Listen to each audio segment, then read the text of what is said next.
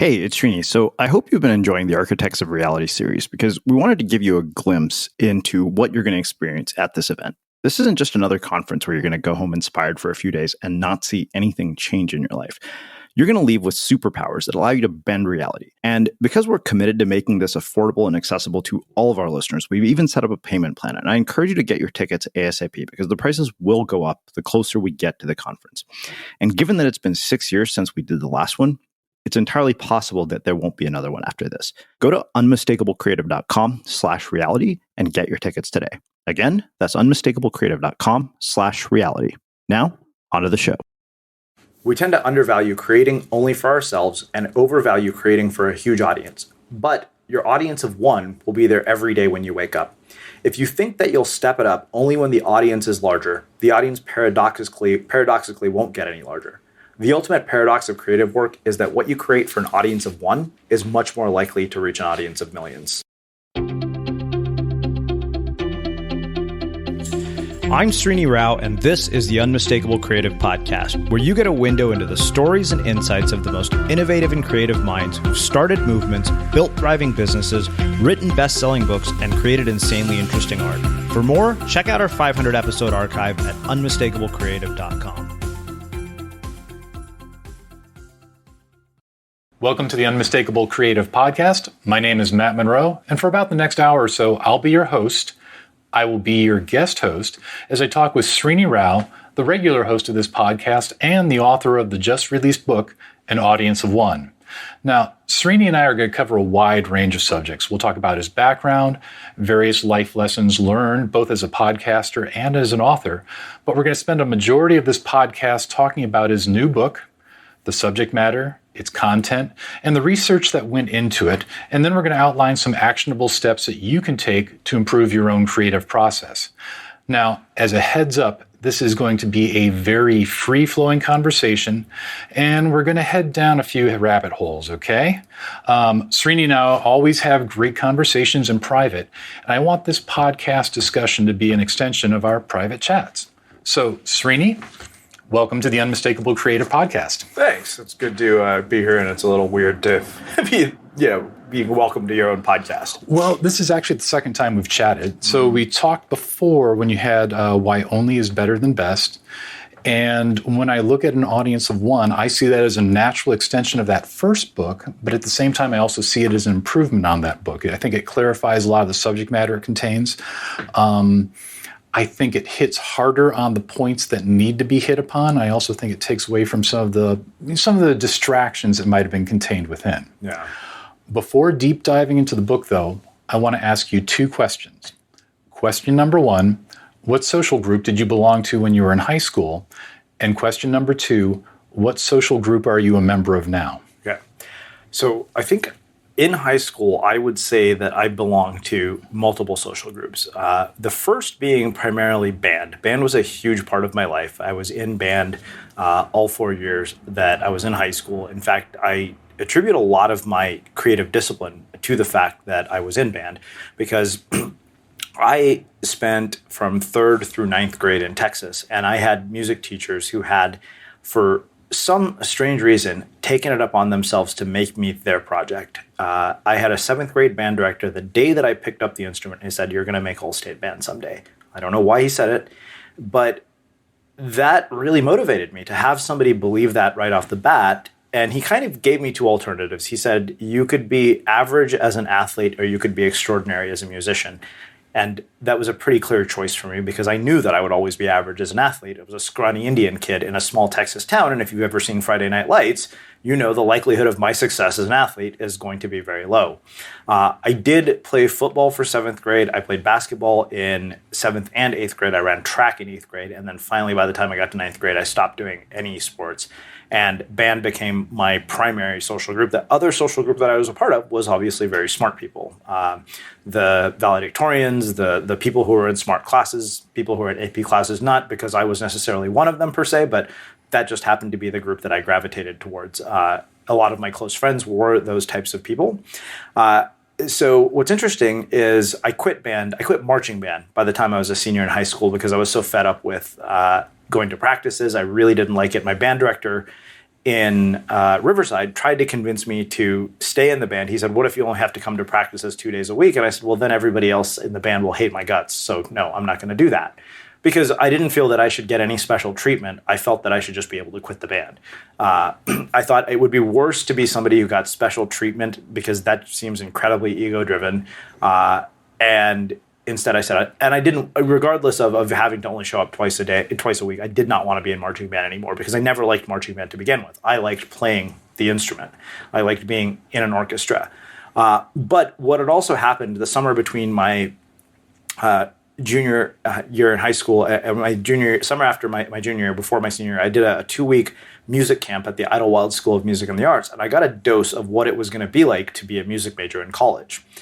And more and more, I realized that, wow, I really don't want my life to be like this. If this is an indication of what it's like to be a professional musician, especially a professional tuba player, I think I would really hate this. Funny enough, I still applied to college as a music major to both Northwestern and to USC. And I got into USC. I didn't get into Northwestern, but my dad, being the person, intelligent person that he was, he talked me out of it. He said, I don't want you to go to USC. He said, I want you to go to Berkeley. And he made a really convincing case. He didn't try to say that this is the right thing to do. He said, I'll support whatever decision you want to make, but I want you to hear me out.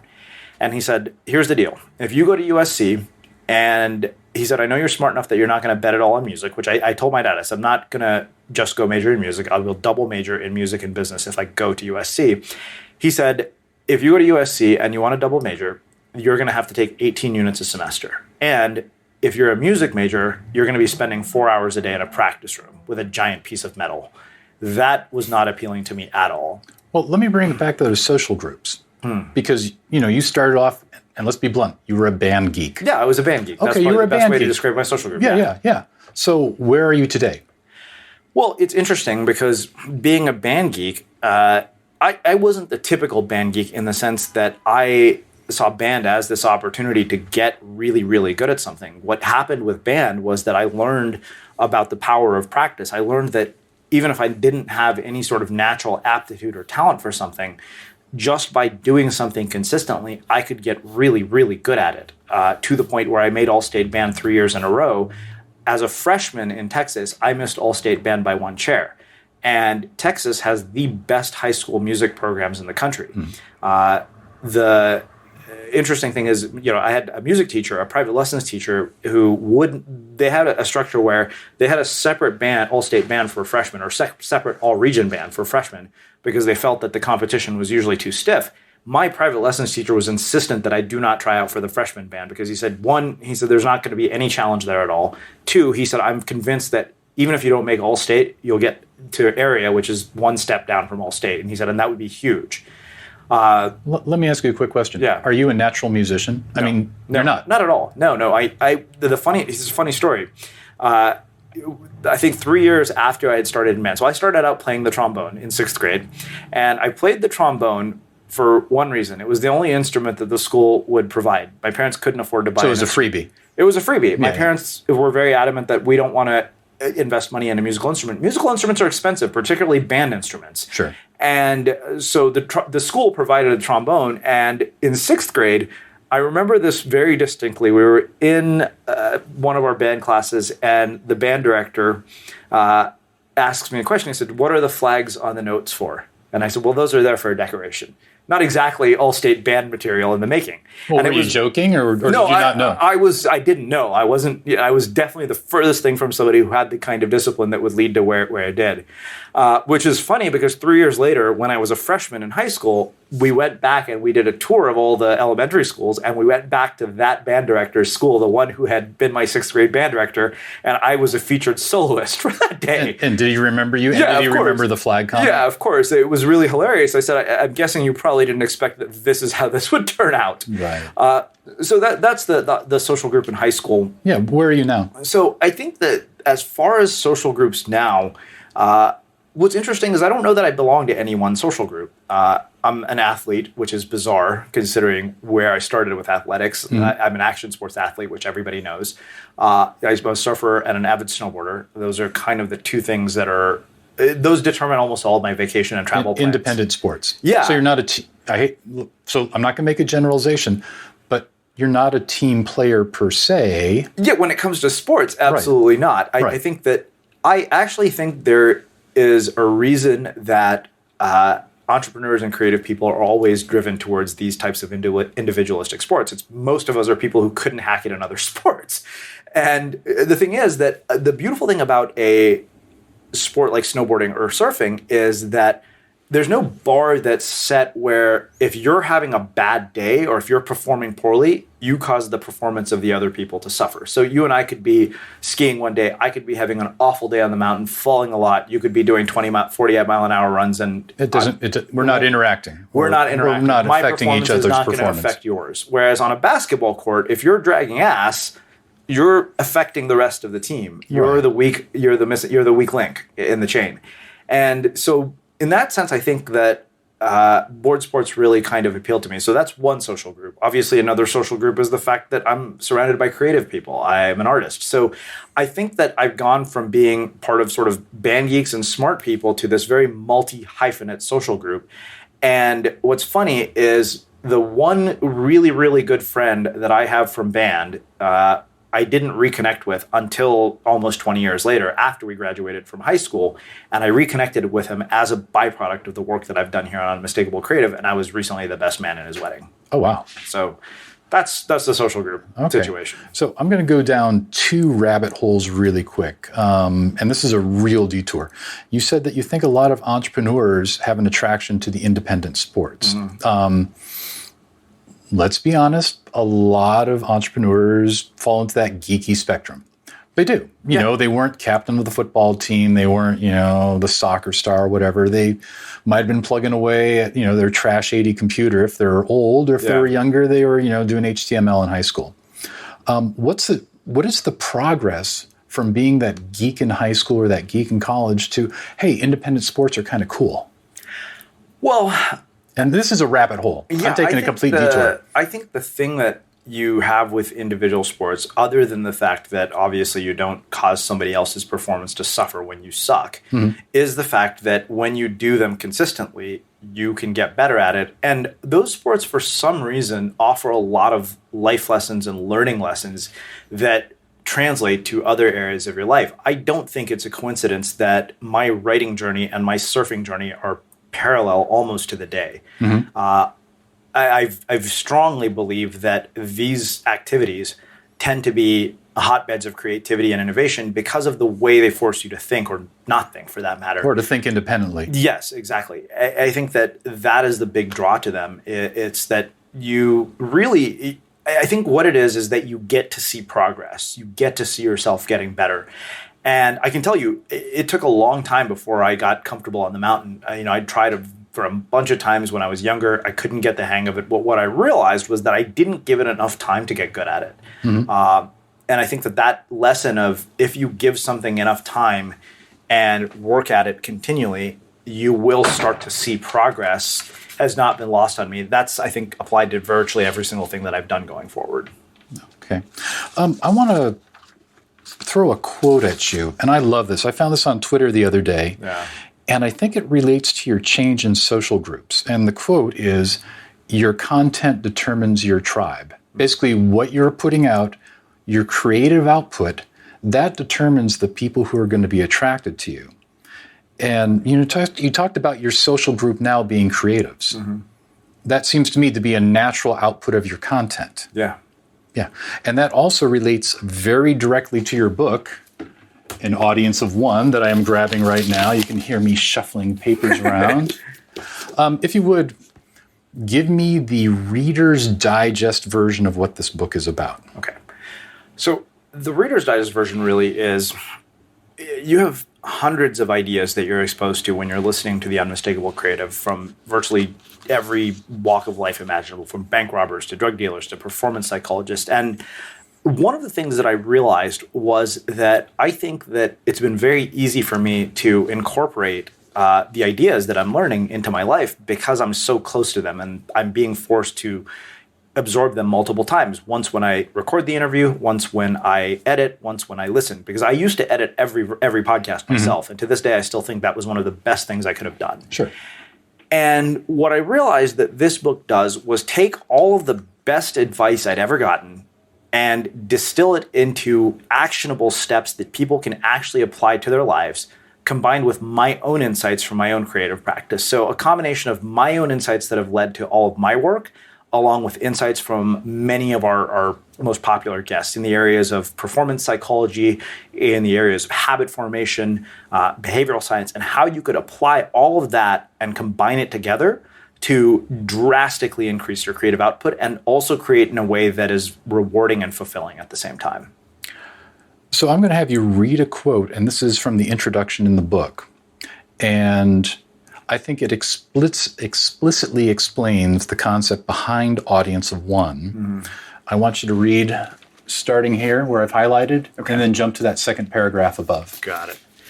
We tend to undervalue creating only for ourselves and overvalue creating for a huge audience. But your audience of one will be there every day when you wake up.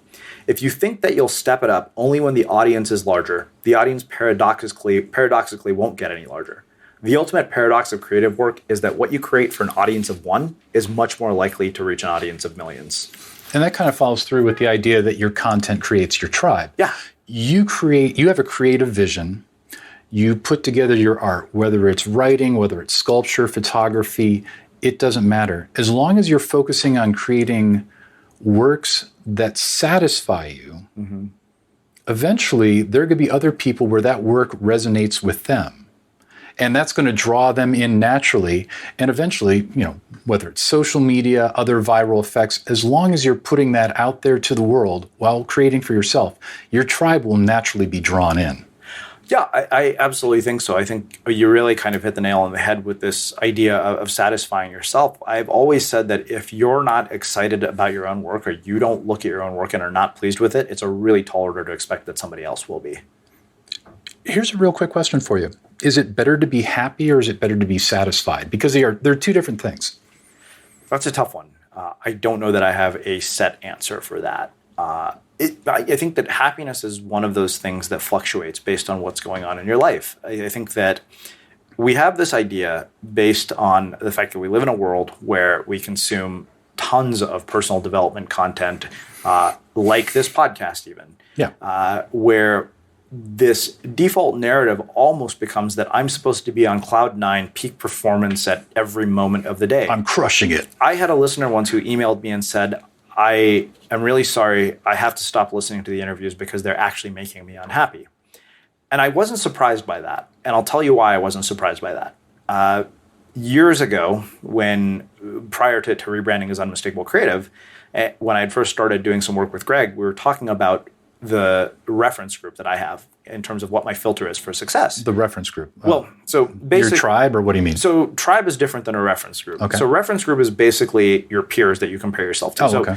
For example, we had a woman named Sasha Hines here as a guest, who's a PhD in psychology. She's from the happiness research program at Penn, which she describes as a happiness Olympics, because it literally kind of is. Like literally every happiness researcher who you've ever read a book by came out of that program.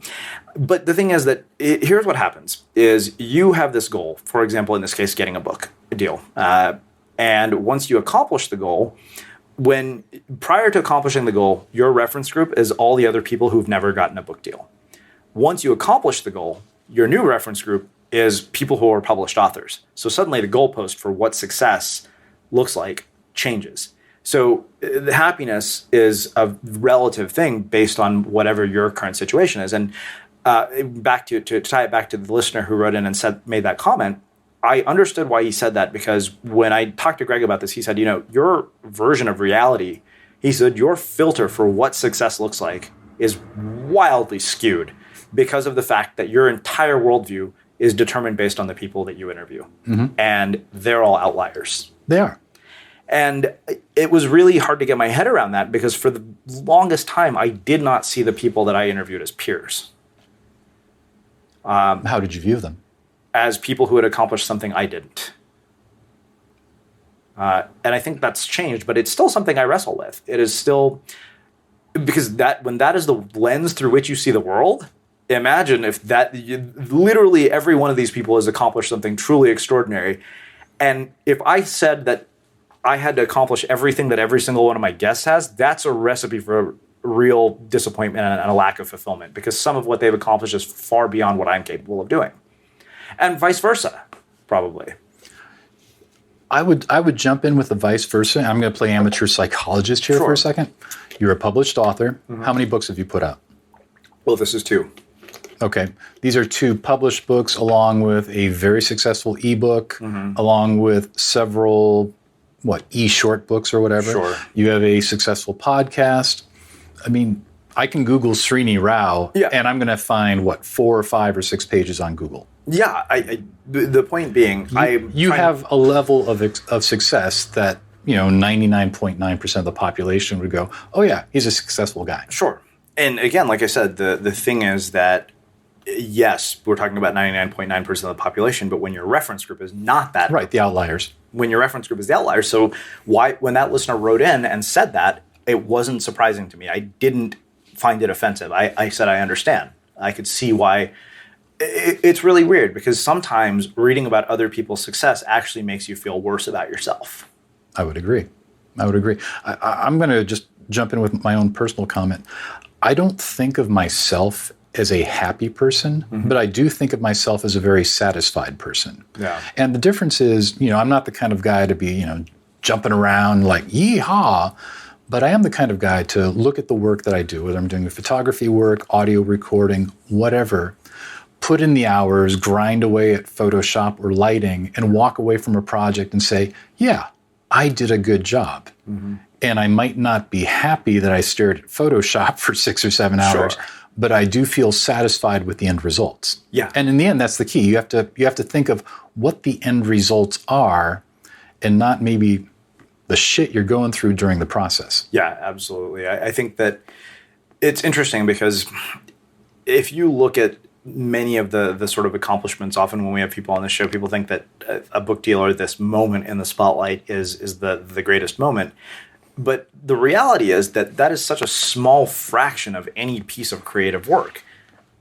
An actor spends 100 days on a set making a movie, and somebody who consumes the movie spends 1 hour watching it.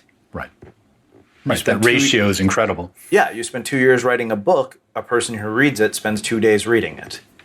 And if everything is about that moment in the spotlight, you're missing out on so much because it's such a small fraction of what is actually involved in the process of creating something. You actually talk about that in the book, and I put the book there it is. Jeez. That's hilarious. Yeah, I actually had a quote that I was going to have you read from in which you talk specifically about that. Let's see if I can find it. Why don't you just riff on that for a second while I try to find that actual quote? Well, this is something that became apparent to me the more that I got involved in this process. The more that I did creative work, the more that particularly when it came to writing, I started to see that the overwhelming majority of my time when it came to being a writer was spent out of the spotlight with nobody paying attention and nobody holding me accountable to do what I'm supposed to do. I had deadlines from a publisher, but those deadlines are 6-7 months out from when you start. You basically are told, great, get to work, and you're staring at a blank Google Doc, and that's hours on end by yourself, sitting quietly in a room. And I genuinely enjoy that part of this. I think that if you don't enjoy that part of this, it's going to be very, very painful because, one, that moment in the spotlight is a small fraction, and two, if you have expectations of that moment in the spotlight and it fails to live up to those expectations, then it will feel as if all of it was for nothing. I'm going to actually have you read from a quote that is in line with exactly what you just said. Start there. It continues on to the next page. Okay. If you see your creative work as a chore, an obligation, or solely as an item to cross off your to-do list, the work will feel that way to you and anybody who interacts with it. On the other hand, if you see your work as a gift, a privilege, an opportunity to share the truth of what's in your heart with the world, that's the experience you'll have with it. Same work, different perspectives. Yeah. Same work, different perspectives. I want to start deep diving into the book just a little bit, and obviously I have quite a few notes here which we can't get to because I have way too many notes. Just a comment on my part, In going through the book, I think there are three main topics that are covered. And we've talked about this before. Yeah. The book is about attention. Where do you put your attention? What is capturing your attention? And also what is taking away your attention? Intention. That is, what is your intent? Even if you don't have specific goals, what is the end result and what is the process that you go through in getting to the end result? And then lastly, consumption. Mm-hmm. And consumption can be consumption of social media, but can also be, it can be consumption of food. I mean, You and I just had coffee and donuts. But we did go eat something healthy before, and those donuts were a real letdown. Yeah, and I did 25 push-ups on the sidewalks of San Francisco. Had a small crowd for that. But in the end, what you put into your body, what you put into your brain, what you put into your stomach also has an effect. Absolutely. Let's start with the concept of attention and where you put your attention. Talk to the audience about the importance of attention and maintaining focus and also removing distractions. Okay. Well, the first thing I think we have to understand about attention is that almost all time management issues are attention management issues, pretty much across the board. I've seen this after talking to hundreds of people, after my own experience with this. I know for a fact that if you can manage your attention, if you can have intense focus even for 1 hour on one thing, your productivity goes through the roof. Of course, you have 1,000 different things that are competing for your attention, but so let's talk first about dealing with how you manage your attention. I think at the core of distraction more than anything, or dealing with distractions, is reducing the volume of input, because everything about attention comes down to how much input can you take in and how much can you process. So basically, if you want to increase your attention span, you just reduce the number of things that are competing for it. Now, when we had Adam Gazzaley here, we talked about the neuroscience of attention. I don't think went as deep as I finally did with his book. I started to really tease this apart. But what I realized is that for any one of us at any given time, we have three types of input that are competing for our attention. There's visual input, there's auditory input, and there's kinesthetic input. Visual input is obvious. It's literally anything that you can see, from notifications on your computer to the books on your desk, to the coffee that's here, to the laptop screen, to everything. And Adam had a really interesting quote in his book. I don't remember the exact words, but he said, literally get rid of everything that is not relevant to whatever it is that you're trying to do. And effectively what he's telling you is to reduce the visual input down to the one thing that matters. So when you use a distraction blocker like Rescue Time, for example, what you're effectively doing is you're reducing visual input in the digital form. By not allowing notifications, by not allowing yourself to browse. We'll talk about sort of the habitual checking in a second, because that also plays a role here. Right. But you reduce your visual input. The next piece of this is reducing auditory input. Now, most people, depending on what their situation is, might have kids screaming in the house, they might have TVs on, and the way you reduce auditory input, for me at least, and the one that I found effective, and it seems pretty consistent across many of the prolific creators that I've talked to, is to use noise cancellation headphones and use music to do it. If you use music, depending on the nature of your work, if you're working with your hands, or if you're doing design work, or if you're somebody who is a craftsperson, you can actually use music that has lyrics. The rule for music, I think, it's not a hard and fast rule, but my filter is, okay, if the work that you're doing requires verbal processing, for example, reading and writing, then you should have music that doesn't use lyrics. If, on the other hand, you're doing work that doesn't require verbal processing, for example, like painting or sculpting, you can listen to music with lyrics. But the whole point of music is that it drowns out all the other sound. And if you talk to most people, what they'll do is they'll take one track and they'll put it on repeat, right, and it puts you into this trance almost. So as a result, you've effectively gotten rid of visual input and you've reduced your audio input down to a handful of things. So for example, when it comes to visual input, I use distraction-free writing tools and I work in full screen mode. So if you work in full screen mode, James Clear actually was the one who came up with that, the full screen mode thing. It was either James Clear or one of the co-founders of Buffer where I saw that. And what I realized was that this was so brilliant because when you are working in full screen mode in any app, it literally forces you to single task. In fact, I've been wanting to figure out how to build a tool that forces you to single task by using full screen mode. I don't know anybody who can build it, but if somebody does, I'd like them to write me because I want to get it built for my own needs. Have you checked to see if singletask.com has been taken or not? I haven't, but I should. We'll do that after this interview. Yeah. So that's we're talking about visual input. The audio input is obvious. The kinesthetic input is the sort of more nebulous one because that's how you feel, right? Whether the room is too hot or whether it's too cold, whether you're thirsty, all of that. It's just how you feel. Because all of those inputs are effectively competing for your attention. Now, if you think about it, the average person, let's just look at visual input. Imagine you have 5 browser tabs open. You have messages coming into your inbox via email. You have Facebook Messenger open. And then you have 4 or 5 different things on your desk. If you have that much visual input competing for your attention, of course you're going to have a difficult time managing your attention. It's not a coincidence that Cal Newport has made very, very deliberate attacks on the idea of the open office because of the fact that if you have an open office, you have a large amount of auditory and visual input that is incredibly detrimental to being able to do deep work and to be able to focus and to manage your attention. You've just mentioned 3 people, Cal Newport, Adam Grant, Adam Gazelle. Adam Gazelle, yeah. Who are other, let's say, leaders, spokespeople in this arena who are basically saying, hey, look, there's just too much noise in our world and we need to bring our focus back? Ryan Holiday, Stephen Kotler, David Heinemeier Hansson. Ryan wrote a really interesting article on Medium recently about news consumption and the fact that we create more news than we've ever created in our lives. Sure. That's because there just is so much happening every single day. It's kind of madness. But so much of it is not going to be relevant in about a year or two. It's interesting how much we think is relevant that's not. And it made me really wonder. And then you layer on top of that the fact that we all have social media accounts where we have Instagram and Twitter and Facebook. And you start to wonder, if you've got this much noise competing for your attention, you're never going to hear the sound of your own thoughts. Which is a perfect transition to this quote from your new book, An Audience of One. Okay. The paradox of technology is that the very tools that facilitate our creativity also inhibit it. How we approach and resolve that paradox is essential to our creativity. When our use of technology is not mindful and deliberate, we become its slave rather than its master.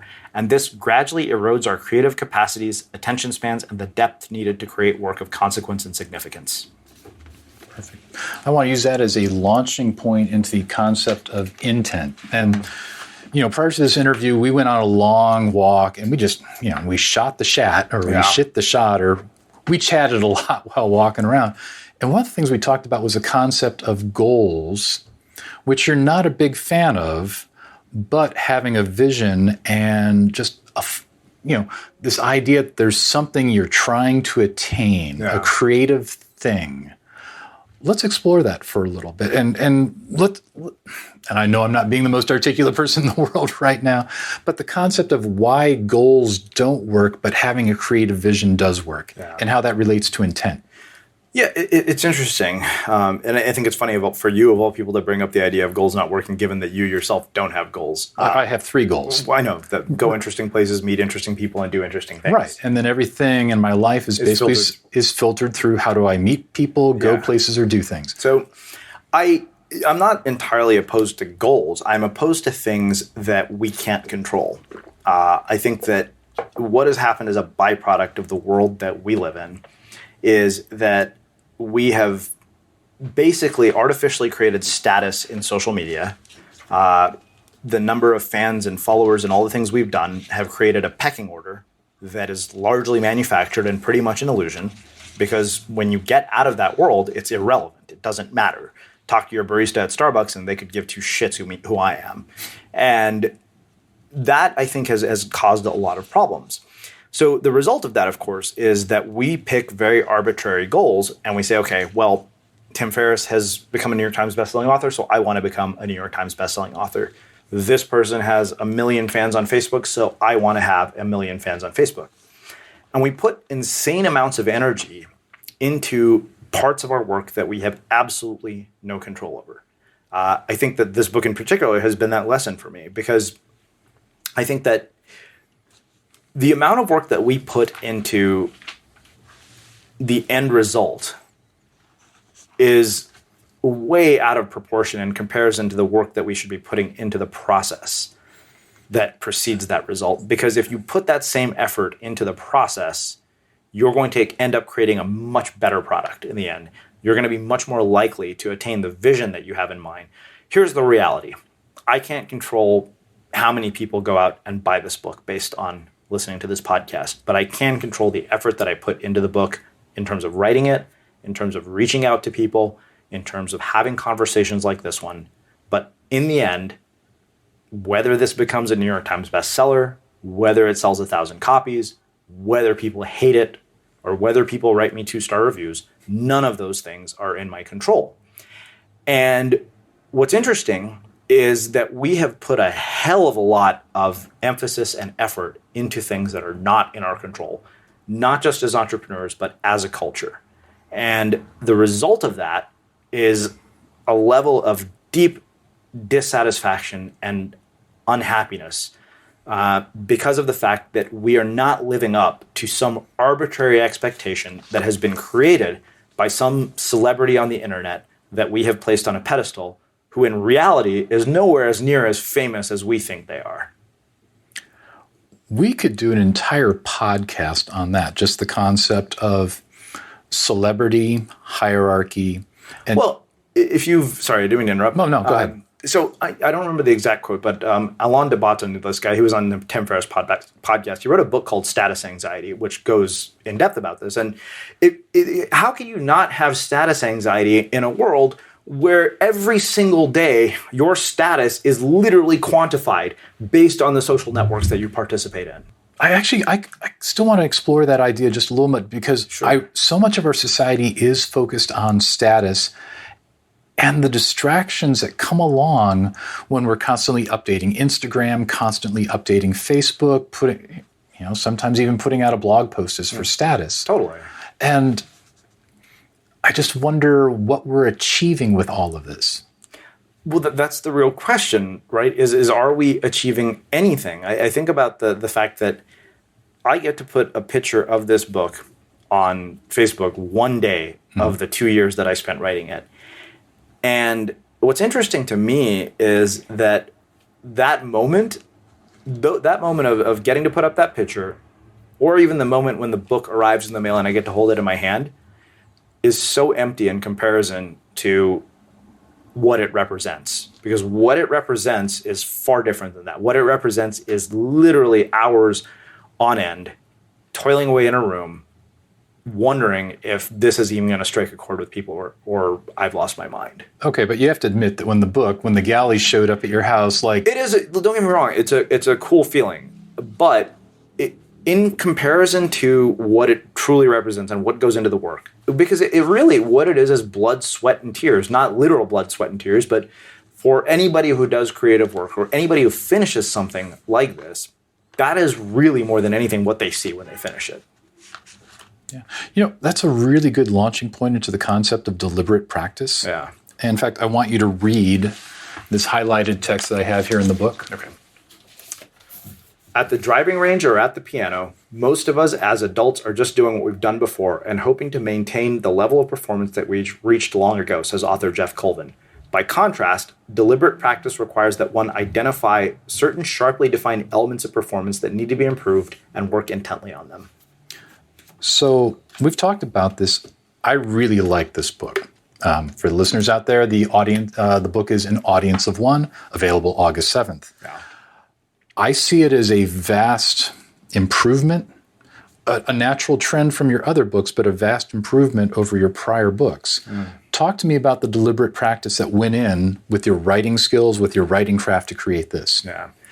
It's interesting because even as an interviewer, so I want to talk about deliberate practice as an interviewer because I think it'll make a good segue into the writing piece as well. So as an interviewer, the one thing that I have done constantly is I've always gone back to what I've done and looked at how it could be improved. I go back and I listen to every single thing that we do more than once usually. That to me was one of the gifts that came from when I used to do the editing myself, because it forced me to go back and listen. And I still go back and listen. And when I listen, I'm listening for the things that I think I did wrong or the things that I think could have been better. You're not patting yourself on the back as you go along? No, not at all. I'm looking for moments where occasionally I'll think to myself, damn, I should have asked a question about this. And then I'll hear myself ask the question I thought I should have asked. And I said, oh, okay, wait a minute. I actually did that. So I'm always looking for that. So I'll actually give you an example from a listener. And this was very, very useful feedback that I really appreciated getting. I didn't notice because we all have verbal tics. We all have things that we do repeatedly. And let's shift gears. Well, that I'm never going to stop doing, apparently. Okay. But there was one thing that I caught, and it's funny because now I hear other interviews do it. I've heard Tim Ferriss do it. I've literally heard everybody do it because this listener called me out on it. And if feedback is one of those things you have to learn to figure out where you should listen and where you shouldn't. This listener was very kind. She said, I love your podcast, but she said, I noticed that you're saying I'm curious before every question. And what's funny is that until somebody points it out to you, you don't notice. Once they do, it's all you can hear. So what's interesting about that is during our conversation here, you've said several times, well, it's interesting. So we all have our verbal tics. Exactly. And I noticed that, and I couldn't stop obsessing over it, and I made a deliberate effort to slow down and to stop saying it, and I noticed an immediate difference in terms of the flow of the conversation. As far as writing goes, a couple of different things go into deliberate practice. First, you have to remember that I have never stopped the one thing that I've done, which is writing 1,000 words a day. Now, I've said, of course, that deliberate practice is not simply repeating something over and over. In addition to writing 1,000 words a day, parts of the deliberate practice that go in is I read writers who are better than I am, and I try to learn from them. I try to learn from what Stephen Pressfield does, because what Stephen Pressfield does brilliantly is that he says a lot with very few words. He doesn't have to write much, but everything he says packs a punch. If you read The War of Art, none of the chapters are long, none of the essays are long. Some of them are as short as 3 sentences. But those 3 sentences are so deliberate that you can't help but be drawn into his work. If you look at people like Amber Ray, if you look at people like Sarah Peck, if you look at people like Danny Shapiro, what they bring to the table is a rhythm to their writing that is almost musical in terms of the way they construct sentences, in terms of the way the language moves. You look at somebody like Ashley Ambridge, you learn how to create work that stands out, like truly stands out, and in a way that is distinctive.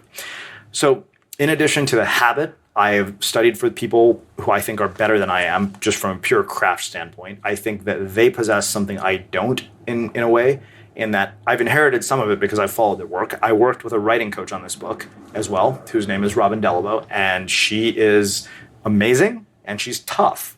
She does not let me mail it in. She'll tell me if she thinks something is crap. She'll tell me if she thinks it's nonsense. She does not sugarcoat her feedback, and that's actually why I chose her, specifically because I wanted somebody who would be tough. And finally, I think in addition to that, I still go back and read things that I've written, whether they're blog posts or whatever, so that I can get better. That is one thing that I'm not as consistent about that I probably should be. But you also have to remember, I've gotten a world-class education from every performance psychologist imaginable as a result of this project. So you add all those combinations together, you get somewhat of a deliberate practice. I want to backtrack just a second. And for years, you have talked about the write 1,000 words a day as a habit. How'd you start that? It was the result of a conversation with a guy named Julian Smith, who was a guest here on this podcast and is now the founder of a venture-funded startup called Breather. He, at the time when he told me about the habit, had one of the most popular blogs on the internet. And I've even written about it, an audience of one. So I think the last book that Julian did was a book that he co-wrote with Chris Brogan, and it was called The Impact Equation. And what's funny is that if you know Julian's work, and you've read Chris Brogan, you can spot the sections that very Julian distinctive wrote. Writing styles. They're very, very distinctive. Like you can spot what sections Julian wrote, because Julian is a very different kind of reader and writer. And it was funny. He had one of the most popular blogs on the internet. He told me 2 things. I read 1,000 words a day, and I don't read blogs. And is a blog. Yeah. Not a blog. One of the most popular blogs on the internet at the time. And I looked at that habit. And at the time, I had 3 writing jobs. One was to do freelance writing for a website called Search Engine Journal. So I had to submit 1 article a week to them. I was doing content strategy for a startup that Greg Hartle was a part of. And I was writing 2 or 3 blog posts for my own blog as well as a weekly newsletter. So that's a lot of writing.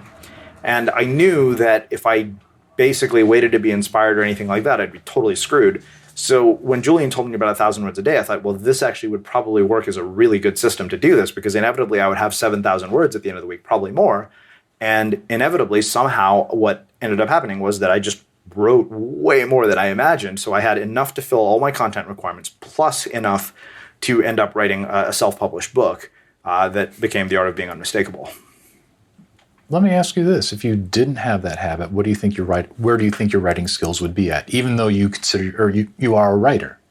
I mean, I don't think they would be as good. I think that if you look at any prolific writer, or for that matter, anybody who's established a career, they are all creatures of habit. They have a rhythm that they maintain. It doesn't matter what it is. It might be 3 days a week. It might be 9 to 5 every day. It might be 1,000 words a day. It's either, you can count words, you can count hours.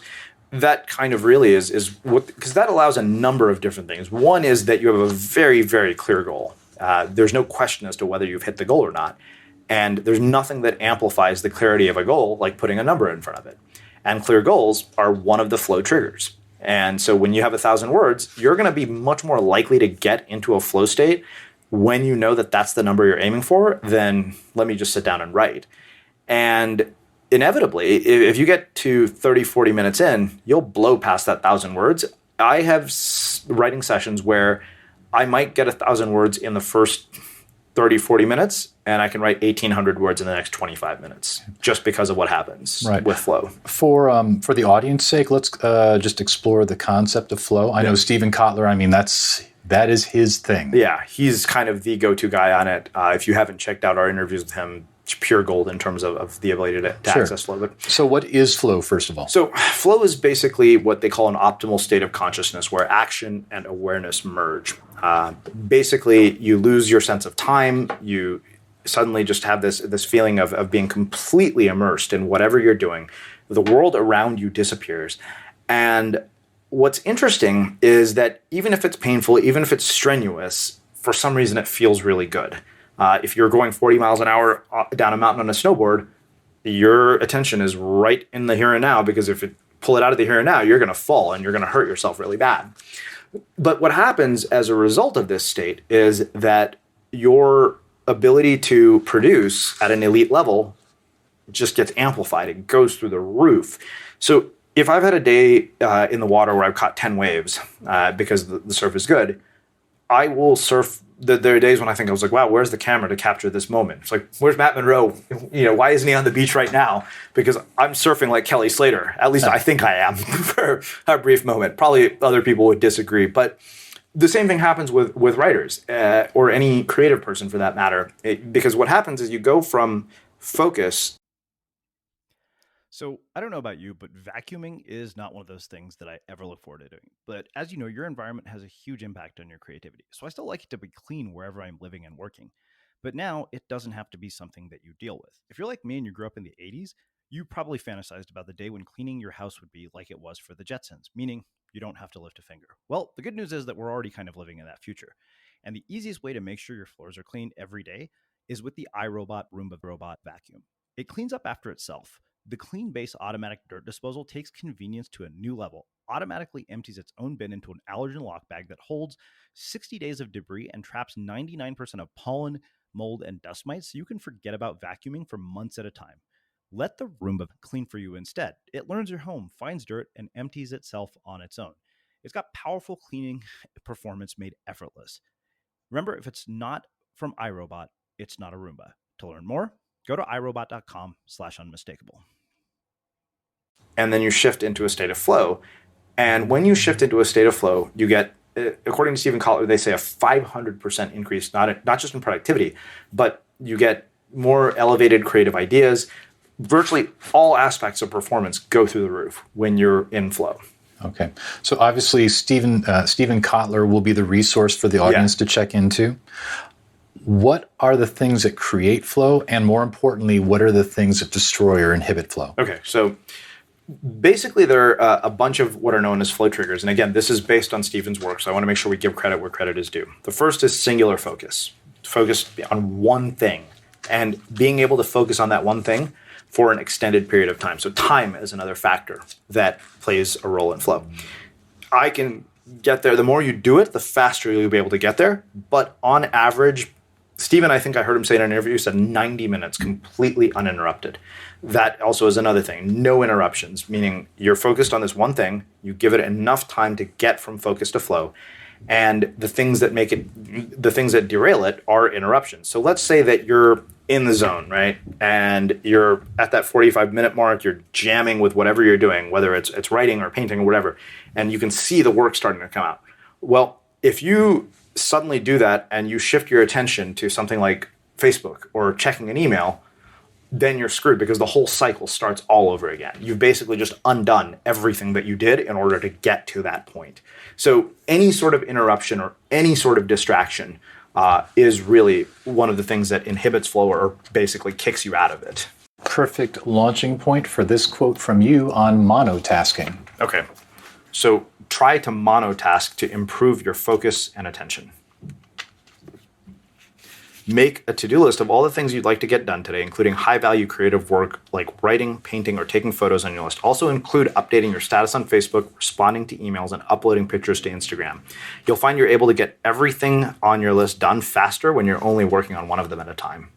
So I have to admit, I was very surprised when you included, Facebook updates, Instagram. I mean, why include the distractions on a to-do list? Well, here's the thing. I think that if you are used to using these tools on a regular basis, that's like somebody who smokes a pack a day trying to quit tomorrow and expecting that they're going to basically be completely free. It's unlikely if you're that addicted to something, which we all are, right, myself included. No, social media is an addiction. Yeah. It is. It's a dopamine trigger, and we're all chasing that dopamine dragon.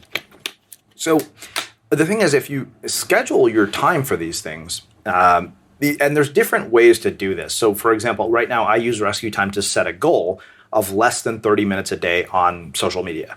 And I'm hitting it for the most part. I think. I still feel that it's a lot of time that I'm spending on social media despite 30 minutes a day. And the other question you have to ask yourself is like you said, what are we actually accomplishing? Is this one of the things that adds a significant amount of value to your life? And so often it's not. It's just a form of mild entertainment that not only doesn't add value, it disconnects you from the world around you. Yeah. I actually want you to read something that you wrote on social fasting, because one, it's interesting. Two, it's an experiment I would never have thought of starting up. Okay. You have your day 1 and your day 2 social experiment. Yeah. Okay. Quit social media for one entire day. Use a tool like Rescue Time to block all distracting websites. The next day, spend as much time as you possibly can on Facebook, Twitter, or Instagram. Check your email every time you're tempted to. While you're at it, make sure you have all your notifications on your phone turned on. And the reason I wanted people to do that is I wanted to show them, I want them to get a sense for the contrast between the two types of days, because until you understand the contrast, I don't think you'll really get the value of taking time off and blocking distractions, because the contrast is stark. I can tell you I've had days where I check email in the morning, and it's really funny because it happened to me recently. I'm not immune to any of the things that I'm telling you about. Sure, we're all addicts. We are. And I had a day recently where I don't remember what it was. I needed to get something from my inbox at 7 in the morning, and it was not that important. It could have waited till noon.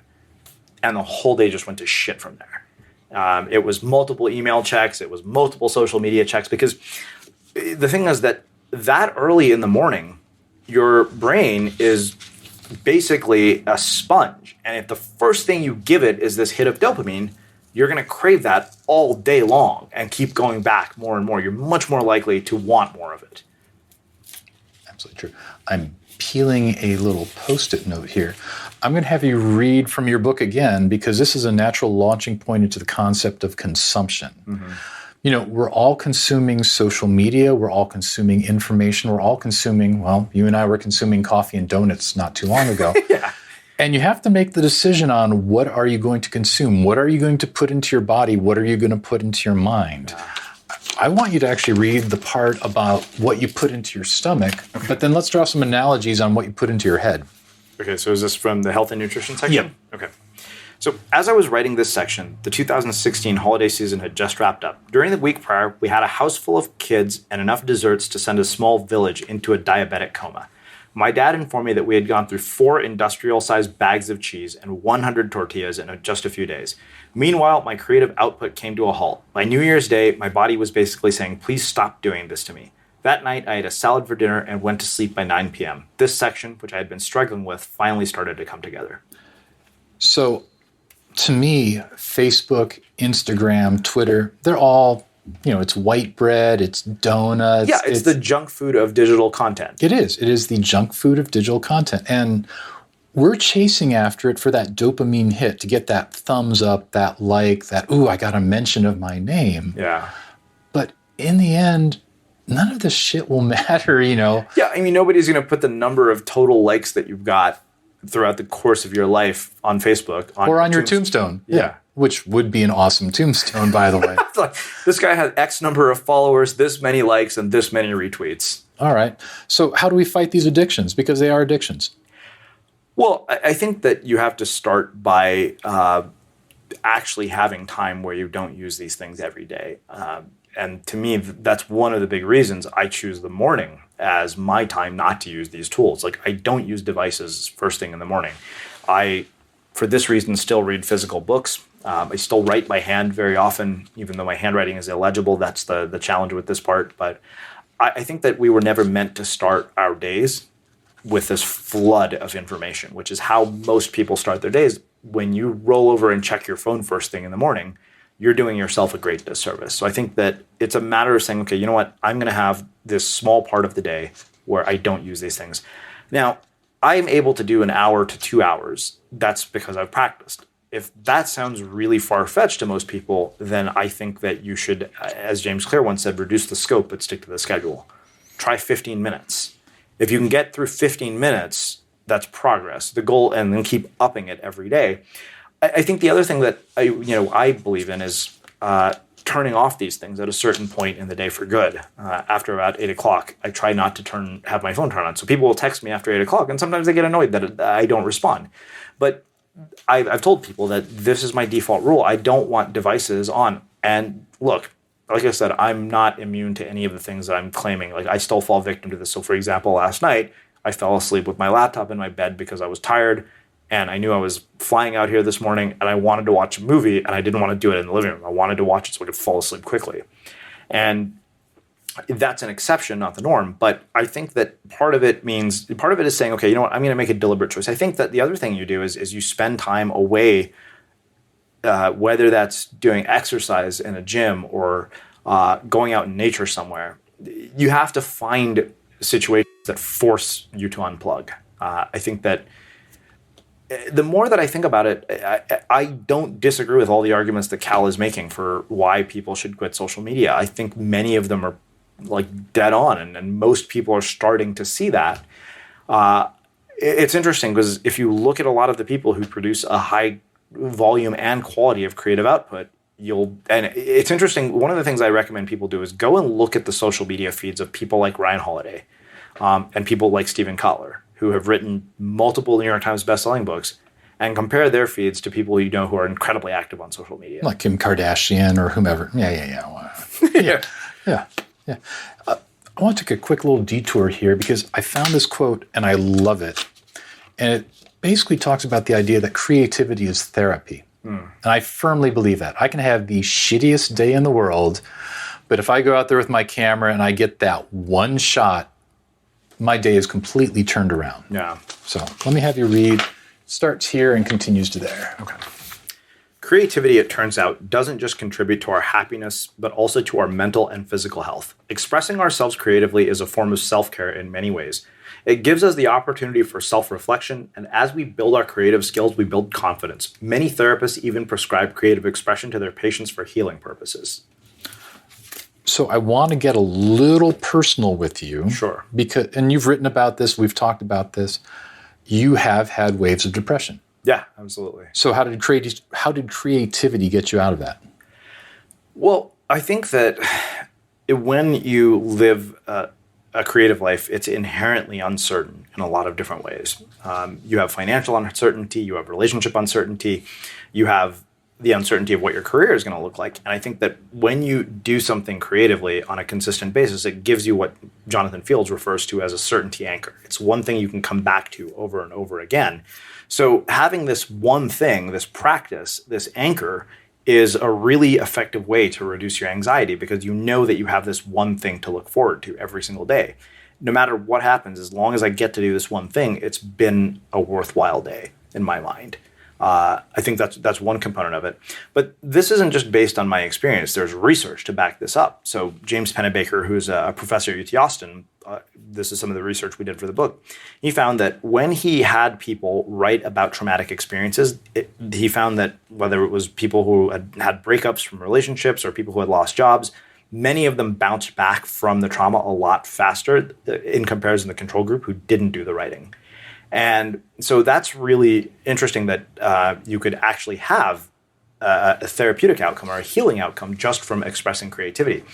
And this, it turns out, it has been shown even in much more serious illnesses. In many places where they're cancer patients, they use art therapy, where they have people who are dealing with illnesses, sometimes life-threatening illnesses, actually do something creative. Because funny enough, what that does is it takes us back to the notion of attention, right?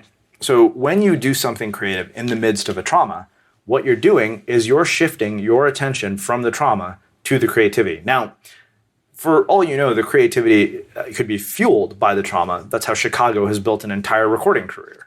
It's true. Have you ever listened to any of their songs? Like every one of their songs is about heartbreak, pretty much. I don't think I know a single Chicago song that I remember growing up that wasn't about some tragic romance. 25 or 6 to 4? Maybe that one. All right. Saturday in the Park. Man selling ice cream.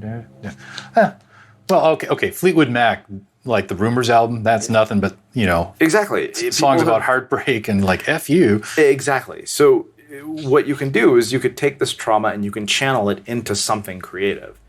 And I think in a lot of ways, the trauma of not having a job when I finished business school is largely responsible for the existence of Unmistakable Creative and everything that I've done today. I would agree. And also just, the magic year, 2009, yeah, when anyone who is creative was thinking to themselves, well, I got time, what can I make? Exactly. What can I do? This is just curiosity on my part. Do you think there's a relationship between creativity and depression? You and I know many of the same people, and a lot of the creative folks out there, they suffer from depression. I do. I think I wish it wasn't the case. I really wish that those two things didn't have to coexist. There are times when I find that really annoying. Yeah. Because it's frustrating. I mean, people who've never dealt with depression, they don't really know. And I think that you have a world in which we have life coaches and self-help gurus and everybody where medication and a lot of the ways in which depression is typically dealt with tends to get a really bad rap. And often that bad rap comes from people who themselves have never dealt with depression. But as far as the relationship between creativity and depression, I'm not sure why that's the case, but it seems to be. Both a lot of strange sort of mental disorders from ADD to depression seem to often be correlated with high levels of creativity. Perhaps the reason for that is that when you have these sort of neurological issues, I think what happens as a result is you have a set of thoughts that you wouldn't be able to access in an ordinary state of consciousness. We're talking about flow as an altered state of consciousness. So funny enough, it makes all the sense in the world. If you look at people who are incredibly creative, they're always craving an altered state of consciousness of some sort. It's why we crave flow. It's why everything in our lives is driven by an altered state of consciousness. I think a lot of creatives also tend to go towards alcohol and drugs too, to get that altered state. Totally. And I don't know why. If they view it as an escape or if they view it as an enhancement. I think it really depends. If you look at things like psychedelics, which we can this is a real detour. Let's talk about psychedelics. Kate Swoboda jokingly said, basically you're doing all of this experimenting in the name of science. I said, yeah. So if you look at things like psychedelics and microdosing, in my own experience with that showed that, wow, this is actually leading to higher levels of flow and higher levels of creativity, so why not do it? I do think that when you start to get into sort of hard drugs and alcohol and pushing yourself to the limit where you're causing damage, I think in a lot of ways, at least in my experience, when I've drank in a situation where I was depressed about something or used some sort of drug to alter a state, whether that's smoking a cigarette or drinking, I think it's always because I've been trying to numb whatever I was feeling in some way. Well, for folks who do have depression, sometimes numbing that depression is the way out. Yeah. Unfortunately, all the things that numb depression are depressants. Yeah, exactly. I mean, that's the paradox right there. Just a personal note on my side. I don't know if you know this or not. I did ayahuasca about 20 years ago or so. I think we've talked about this, but yeah, I don't. Yeah. So I know it's your podcast, but I'm going to talk for a minute or so. Yeah. So about 20 years ago, I was working on a documentary about shamans of the world. And we ended up going down to the Peruvian Amazon and documented just crazy things in the Amazon. And at the end of our session down there, the shaman we were working with basically said, "I like you guys, tonight the ayahuasca." I'm not a spiritual person, so I did not have a spiritual experience.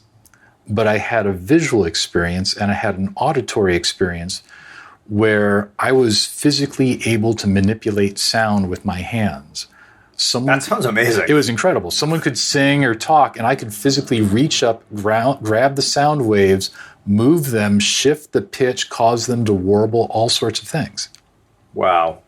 Yeah, I think the technical term for that is synesthesia. Yeah. Where you're substituting one sense for another. Here's the thing. I found it incredibly enjoyable. I found it entertaining. I didn't find it therapeutic. It was just the sort of thing that I walked away from and said, oh, well, that was an interesting experience. I don't think I'll ever do it again, but yeah, that was kind of interesting. And it's funny because a lot of people, when they have their ayahuasca experience, talk about the fact that it's kind of like doing 20 years of therapy in one night. There are a lot of people talking about that, and we're going down a rabbit hole right now. Sure. As a side note, I was actually just down in Peru about 3 weeks ago, and in one of the towns down there, it's become this hippie ayahuasca town, and there are literally posters and billboards on the telephone poles and on the walls, like, tonight the ayahuasca, or, check out the psychonauts down the street. I don't know. I find it actually a bit disturbing that something that plays so heavily with your brain has become a tourist activity. That is strange. I think that the downside to that is you can get yourself into situations that you're really like. It could be very detrimental. Yeah, absolutely. And I know that was a complete and total detour. Yeah. Let's get back to an audience of one. As we were talking about earlier, the three main concepts are your attention, your intent, and then also your consumption. Yeah. What I like about this book, so there are three kinds of prescriptive books out there. There are the books that basically tell you, well, here's what you have to do. Oh, hey, motorcycle. Here's what you have to do. And books like that tend to have the word like grind or crush or hustle in the title. Yeah. And then there are the books and they say, here's what you need to do and here's how you're going to do it. And that's certainly an improvement. Yeah. But the best books are, here's what you need to do, here's how you should do it, and here's why you should do it. And what I really appreciate about An Audience of One being released August 7th is you have so much why. Here is why you should do it. Talk to me about the research that went into this. I mean, how did you go down the rabbit hole of basically finding out where you should put your attention, why you should put your attention to certain areas? Yeah. As far as the research goes, it was a combination of a bunch of different things. So I think one of the things that was really challenging about this book, one is that it's really, in a lot of ways, a departure from my previous material, which, when you look at the previous book, Unmistakable, it was a combination of memoir / self-help book. It was more than anything my story, whereas this required a great deal of outside research, of looking at white papers, which are boring, mind-numbing to read, mining them for one nugget that might make sense to include in the book, and translating it into something that's much more digestible for a reader.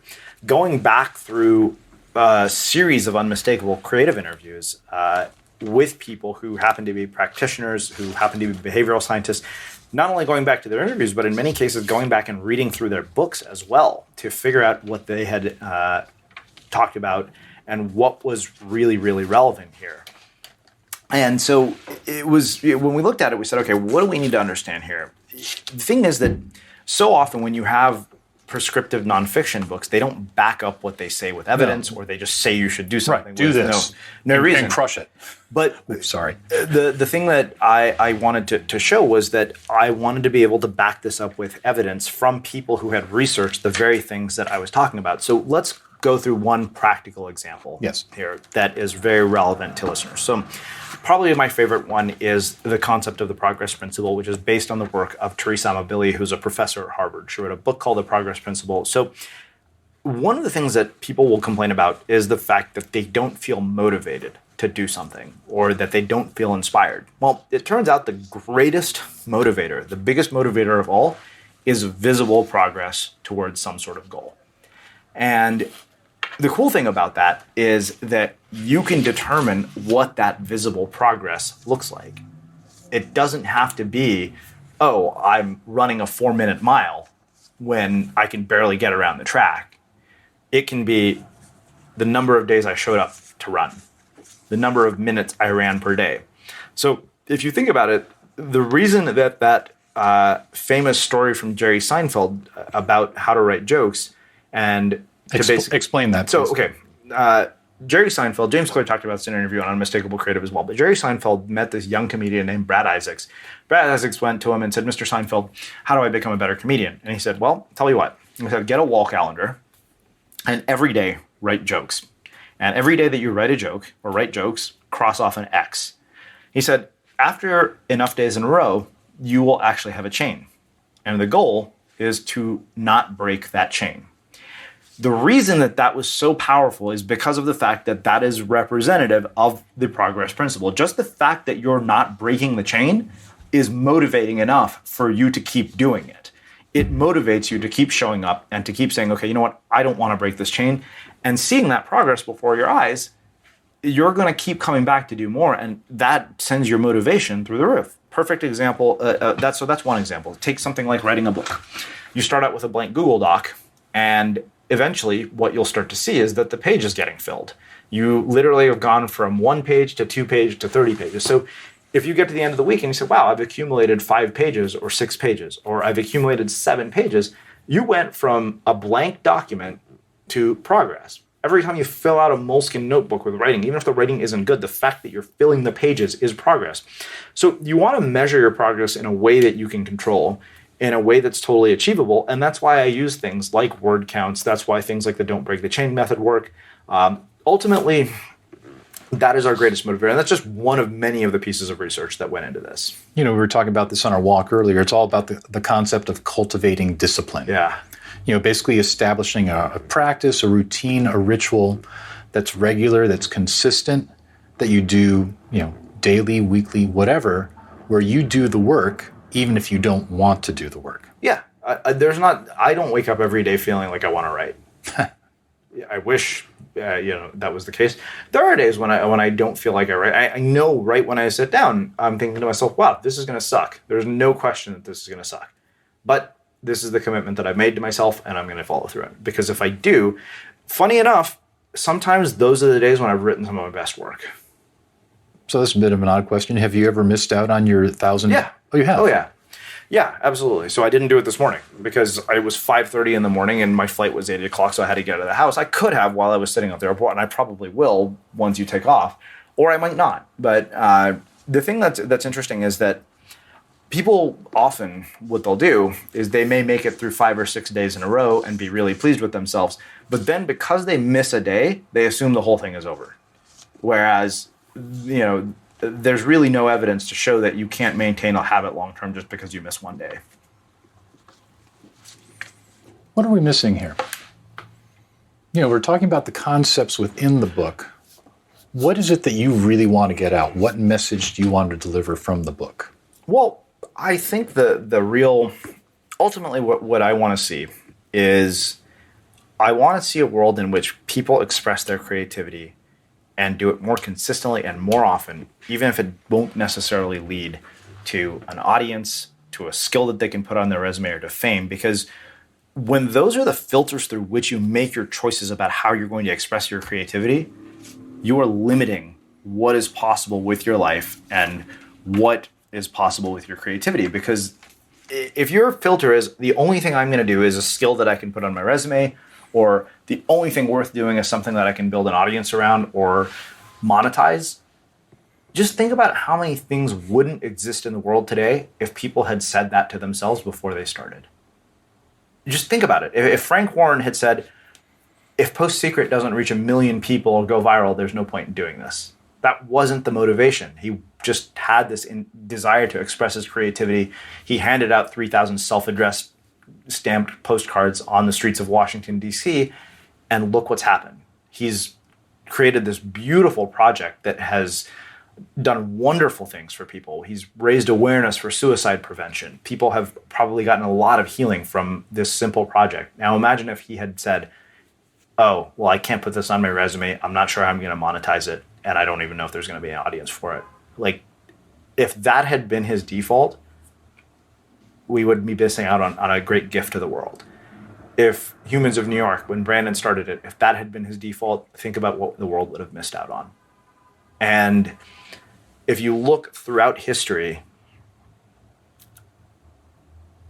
in my mind, from Oprah to David Bowie to many of the people that we talk about in this book, to Daft Punk, which is probably my favorite example in the book, nothing about what they did was about being... Commercial success wasn't the primary driver behind what they chose to do. And paradoxically, as a result, they all became commercially successful. I'm not saying that it's a bad thing to be commercially successful. I'm not saying that you shouldn't build an audience, that you shouldn't promote your work, that you shouldn't monetize your work. What I am saying is that if those are the only filters that determine whether you'll do anything, then think about the amount of creative work that you have denied yourself and the world as a result. Who is this book for, and who is this book not for? Okay, so I would say that this book is for anybody who has a desire to express themselves creatively on a regular basis and do it on a consistent scale. And not only that, who is interested in creating volume and who is interested in developing a practice. The person that this book is not for is somebody who is looking for a formula that's going to lead to fame and riches. Okay.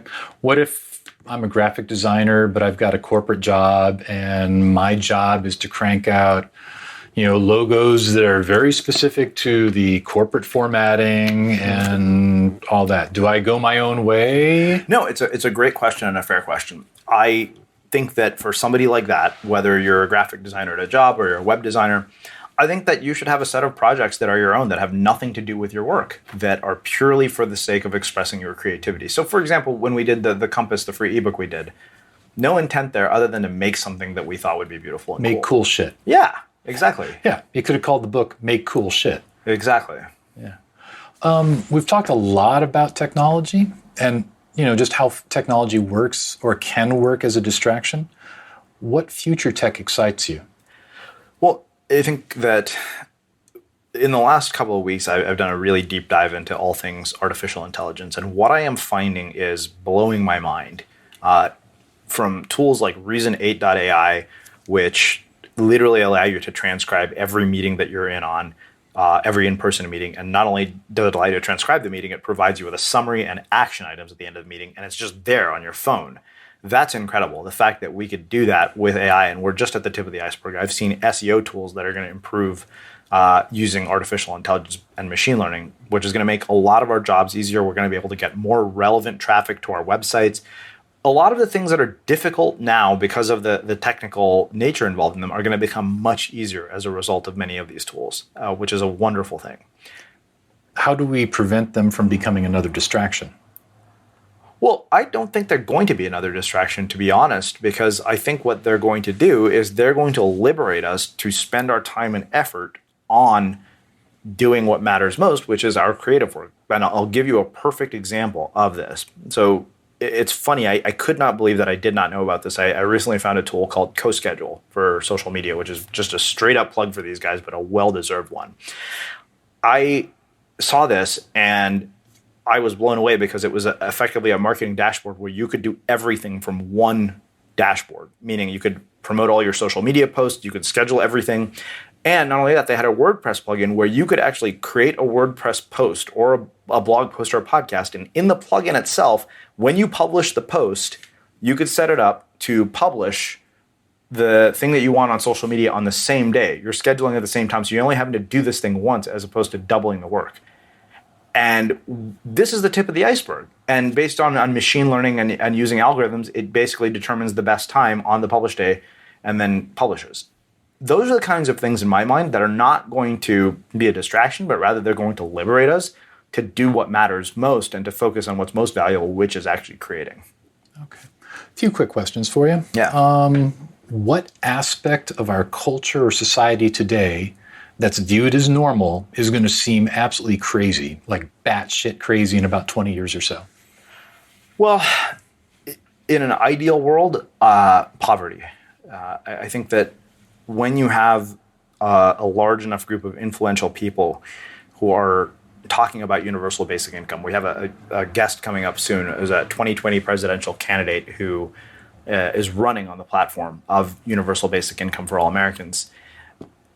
That would be a beautiful world if that is where we finally end up, is that poverty is an afterthought, which seems completely normal. And I think many of the jobs we do today, or the way we work today, will also fundamentally change. The idea of 8 hours a day doing one thing, I think that the way we work, the structure of the way we work will look very different. It won't make sense to spend 8 to 9 hours a day at an office ever again. I'm willing to bet. I felt that for the longest time, the 8-hour workday is nonsense.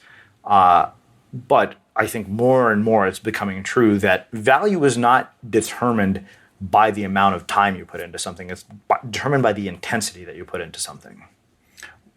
What's something that you find really easy to do that most people find difficult? That's a good question.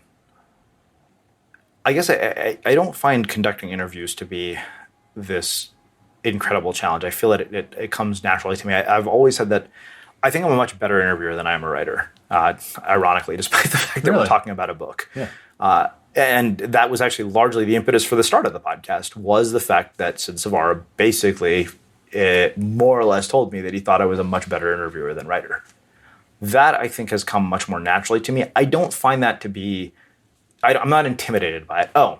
Getting up on stage and speaking is another one of the things that I don't find difficult to do. I don't get nervous. I thrive in the environment. I think that also came from my training as a musician. I was going to actually ask you why you think that is, because I'm not afraid to stand on a stage either. Yeah, I think it was largely... So this was one lesson that my band director drilled into my head over and over and over again. And I remember this was the determining factor between people who could hack it in all-state band and people who couldn't. I remember I had a girl in my class who was an incredibly talented flute player, but she could not, for the life of her, perform under pressure. The moment that she was in the spotlight with the pressure on her to audition, she fell apart. And I think it was because in her mind, she felt that every mistake that she made could be felt by the audience. Whereas I was taught that nobody knows when you mess up, so just keep going. And that never left me.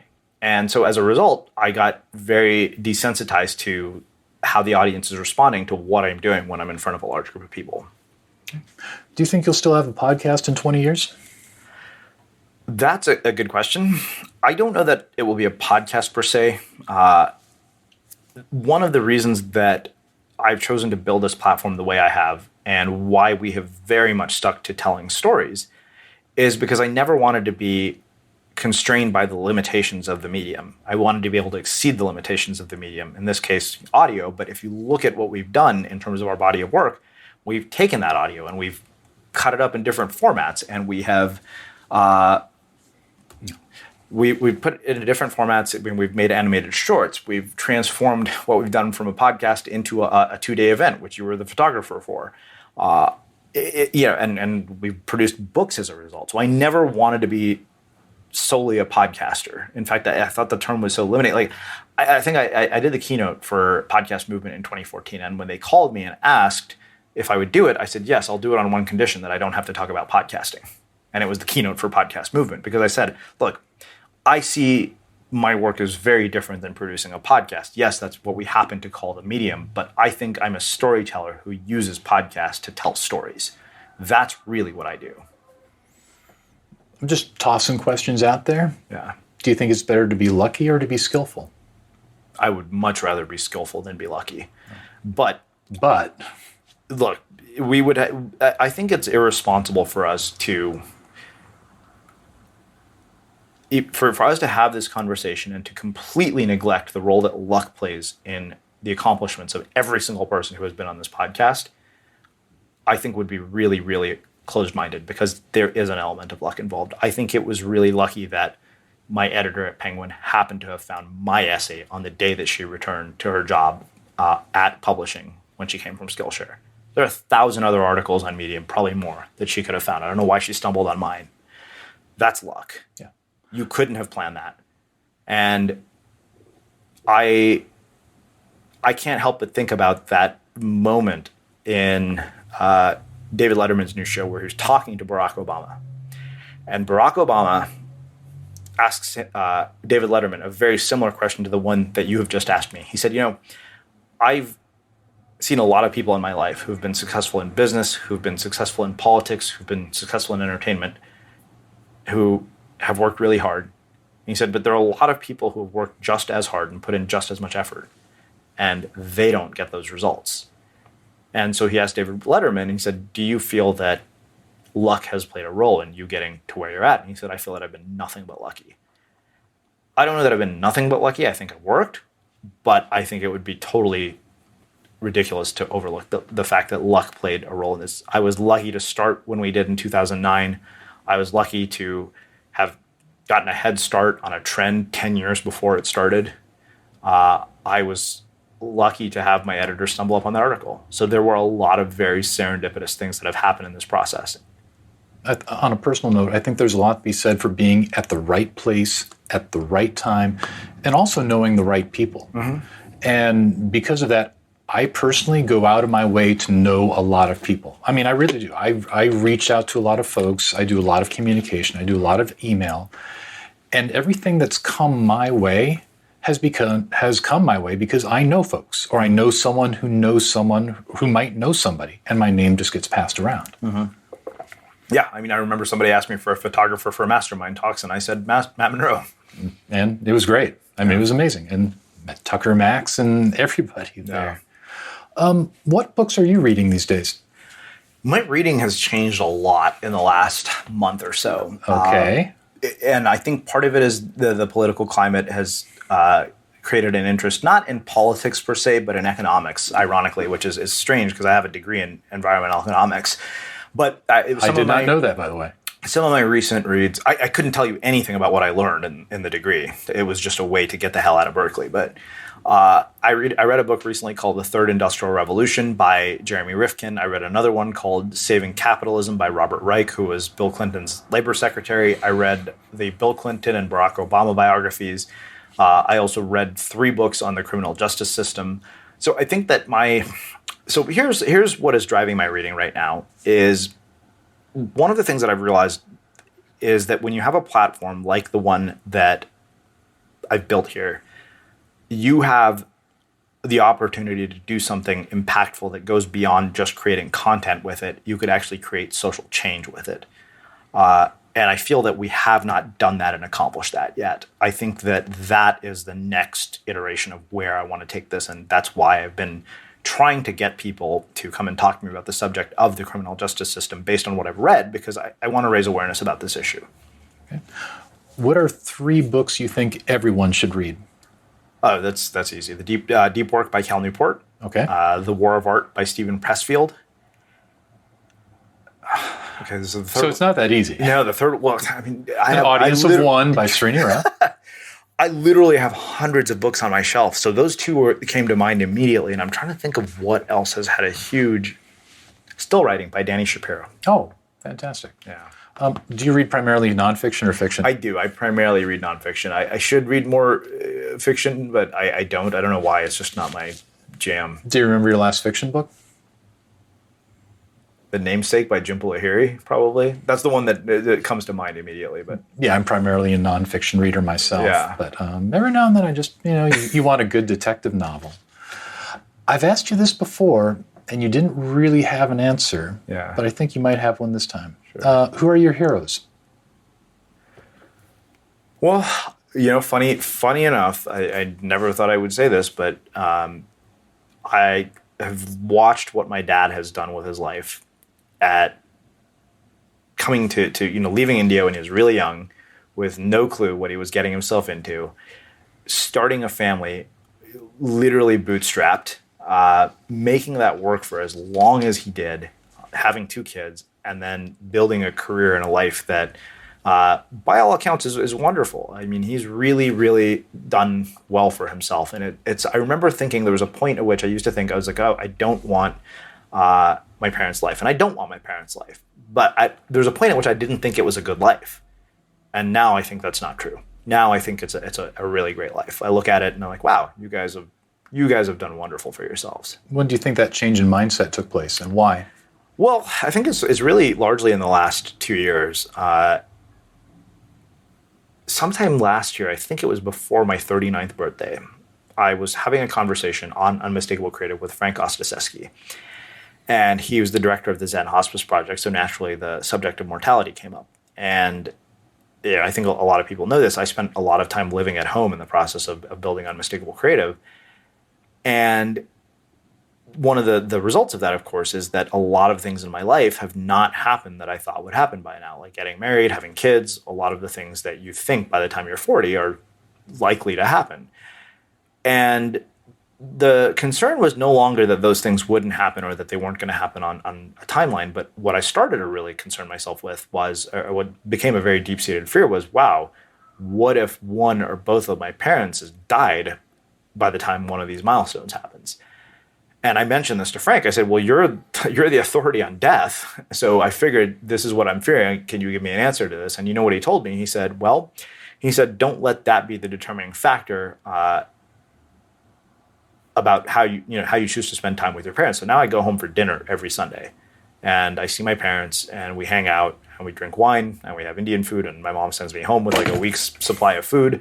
But I've watched the evolution of my dad as a struggling postdoctoral student, having finished a PhD, raising a young family, to really, building a life that is really great. I mean, they're traveling now, they're getting to see stuff, and he's treating himself well. He bought this beautiful car. I remember the first time I saw this, like, this is going to be your new car. I was like, wow. And it was the most decked out thing I'd ever seen. Even the dealer was like, we've never seen somebody deck out this car like this. It was a really cool moment, because in my mind I thought, well, that is well deserved. You've earned that. And to me, that's heroic. Okay. 2 final questions. One's going to be a little atypical. Yeah. How do we avoid being mistakable? Well, I think the way you avoid that is by having discernment. Okay? Now, what do I mean by that? I think that all advice, and I've said this on a couple of other podcasts. I was having this conversation with my friend Nikki Groom, who was recently a guest here. This is something that has become very apparent to me because of the sheer volume of information that I consume, and also the sheer volume of information that I create, is that all advice is context-driven and context-dependent. Okay? When you treat anybody's advice as gospel, for example, if you go and say, you know what, I'm going to treat Dave Ramsey's advice as gospel. Well, Dave Ramsey's advice, for the most part, from what I'm told, I don't know because I don't follow his content, but from what I've gathered is starve yourself until every debt is paid off, don't enjoy yourself, and live awfully. Now, maybe that'll get you out of debt, but at what cost? If the cost is that you are a very unhappy person, you've become severely depressed, and your health has suffered, is that really a worthwhile reason to get out of? If that's what you're getting out of debt comes at, is the cost that it comes at, not worthwhile. And that doesn't take into account context, because there are some people who really can't do that. If they did that, they would literally never leave their house. And I don't think that that's healthy. Now, the thing that happens is that because of the fact that we have social media, we have this pecking order, we get to see this parade of accomplishments on social media and on the internet, we have this standard by which we measure our lives by. And once we measure our lives by this standard, the people who have set that standard, their advice turns into gospel rather than guidance. And when that becomes gospel, that's when we get into trouble, because it goes from being guidance to dogma. And as a result, you become mistakable. And as a side note, Dave Ramsey, if you are listening, you can contact Srini Rao, and he will be glad to have you on the show. So Srini, last question. What is it that makes you unmistakable? So I thought a lot about this because you had asked it to me 2 years ago. And funny enough, the answer hasn't changed. And that is perspective. As a result of this project, I have gotten a world-class education in everything from performance psychology to creativity to storytelling. And I've taken bits and pieces of every one that really resonated with me. And I think that really is what it comes down to. And inevitably, what happens is when you consume this much information, as much as I have, and I've not only consumed it, but I've also created the information that I've consumed at the same time, which is a strange paradox. It has to go somewhere, and the result is that it's come out in my creative output. It's come out in my writing. It's shaped everything that I'm doing. It's shaped the way I tell stories. It's shaped my use of language. It's shaped my views and my perspective on what matters. And I think that is what has made me unmistakable. And with that, Srini, thank you so much for being on the podcast. Yeah.